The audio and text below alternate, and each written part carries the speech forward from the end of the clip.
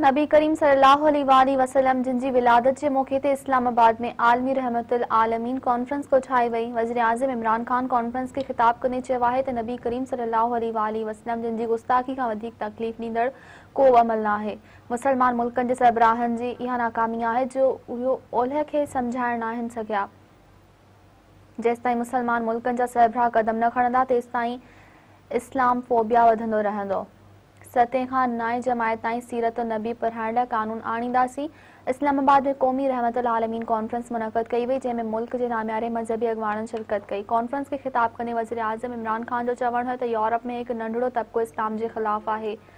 Europe जा तमामु थोरा माण्हू दीन जी पैरवी कनि था। जेसिताईं इस्लाम फोबिया खे ख़तमु करण जी कोशिश न कंदासीं तेसिताईं इहो वधंदो ई रहंदो।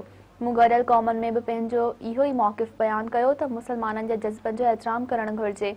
हुन चयो त ओलह जी कंहिं बि जमायत में होलोकास्ट ते ॻाल्हाइण जी हिमत नाहे। होलोकास्ट खां यहूदी कम्युनिटी खे तकलीफ़ थिए थी, असांखे बि इहो कमु न करणु घुरिजे जंहिंसां कंहिंखे तकलीफ़ पहुचे।